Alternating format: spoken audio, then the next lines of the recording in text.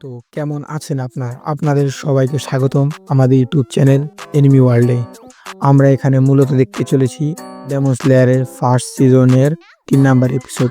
এই এপিসোডে আমরা দেখব কিভাবে তানজিরো সাধারণ একটি ছেলে থেকে ডেমন স্লেয়ারের তানজিরো এখন তার গুরু উরুকোদা সাকুঞ্জির সাথে বাইরে যাওয়ার জন্য প্রস্তুতি নিচ্ছে। আর মূলত ডিমন কারা? ডিমন হলো তারা যারা নরখাদক মানুষ খেয়ে বেঁচে থাকে, তারা হলো ডিমেন। কখনো কখনো ডিমেন তাদের পূর্ববর্তী ডিমেনের কাছ থেকে আঘাতপ্রাপ্ত হওয়ার পরে যদি বেঁচে থাকে তাহলে তারা ডিমেনে পরিণত হয়। ডিমেনরা খুব সহজেই তাদের কাটা অঙ্গ আবার পুনরায় তৈরি করতে পারে। এছাড়াও তাদের কোথাও কেটে গেলে খুব তাড়াতাড়ি সেই কাটা স্থান ঠিক হয়ে যায়। তানজিরো বুঝতে পারলো তাকে ডেমন স্লেয়ার হওয়ার জন্য কঠোর পরিশ্রম করতে হবে, তাই সে আবার তার ট্রেনিংয়ে মনোনিবেশ করে। তার ঘ্রাণ শক্তি সে বুঝতে পারে দিনে দিনে আরও বেড়ে উঠেছে। সে এখন সেই পাহাড় পর্বত খুব তাড়াতাড়ি পাড়ি দিতে পারে। সে এখন আর আগের মতো নেই, সে অনুভব করতে লাগলো। সে সকাল থেকে সন্ধ্যা, রাত থেকে সকাল সারাক্ষণ ট্রেনিং করে। আজ পরবর্তী দিনে উরুকোদা সাকুঞ্জি তাকে তানজিরোকে ট্রেনিং দিতে চলেছে। তখন তানজিরোকে শেখাচ্ছিল কিভাবে তলোয়ারবাজি করতে হয়, কিভাবে তলোয়ার চালাতে হয়। কিন্তু অন্য পাশে উরুকোদা সাকুঞ্জির হাতে কোনো তলোয়ার নেই, তিনি বিনা তলোয়ারে তার সাথে লড়াই করছিল। সে দেখে বারবার তাকে ধরে উপরে নিক্ষেপ করে ফেলে দিচ্ছিল, এটা বারবার সে লক্ষ্য করে। এরপরে সে চিন্তা করে তাকে আরো ট্রেনিং করতে হবে, আরো তাকে সবল হতে হবে। আর তখন উরুকোদা সাকুঞ্জি তাকে বলে, তোমাকে ওয়াটার ব্রিদিং এর প্রতি মনোনিবেশ করতে হবে। মূলত ওয়াটার ব্রিদিং কি? ওয়াটার ব্রিদিং হলো নিজের শরীরের রক্ত থেকে শ্বাস প্রশ্বাস পর্যন্ত সকল কিছুকে পানির সাথে মিশিয়ে দেওয়া। আর তাকে পানির সাথে মিশিয়ে দেওয়ার জন্য পানিতে ফেলে দেয় এবং সে ঝর্ণার নিচে বসে পড়ে এবং সে ধীরে ধীরে পানির সাথে মিশে যেতে শুরু করে। আর এভাবেই সে তার ট্রেনিং চালিয়ে যায়। অন্যদিকে আমাদের নেজুকো, তানজিরোর বোন, সেটা 6 মাস যাবৎ আমরা দেখি পাই 6 মাস যাবৎ সে জ্ঞানহীন, তার অজ্ঞান অবস্থায় সে পড়ে আছে। আর তার এই অজ্ঞান অবস্থায় পড়ে থাকার কারণে উরুকোদা সাকুঞ্জি তার জন্য ডাক্তার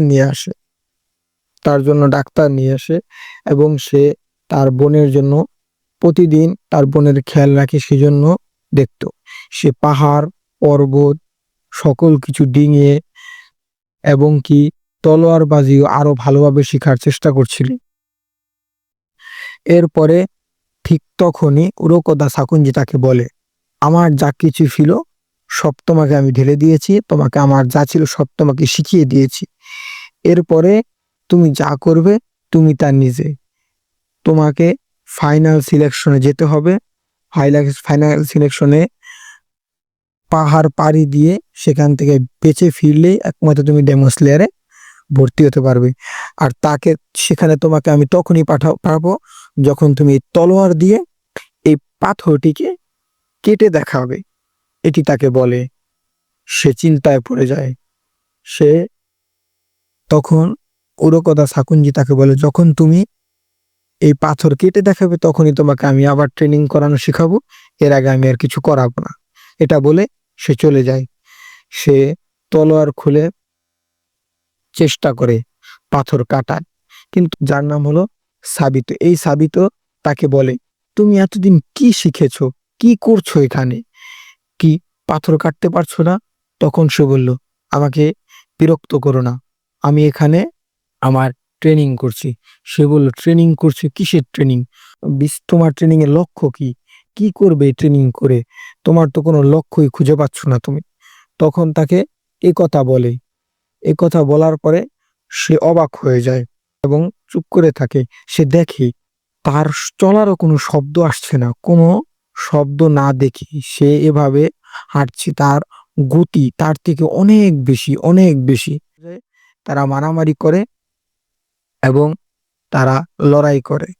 লড়াইয়ের পরে তানজিরোকে আঘাত করে সে ফেলে দেয়। আর তানজিরোকে আঘাত করে ফেলে দেওয়ার পরে সে দেখে তানজিরোর জ্ঞান হারিয়ে গিয়েছে। আর তানজিরো জ্ঞান হারানোর পরে সে সেখান থেকে চলে যায়। আর সেখান থেকে চলে যাওয়ার পরে সেখানে আসে মাকোমো। আর মাকোমোকে সে বলে দেয়, তুমি এখন সব দেখে রাখো, আমি চলে গেলাম এখান থেকে। তখন মাকোমোকে সে বলে, কি সুন্দর ট্রেনিং, তুমি দেখেছো একবার, আমিও কি এগুলো পারবো?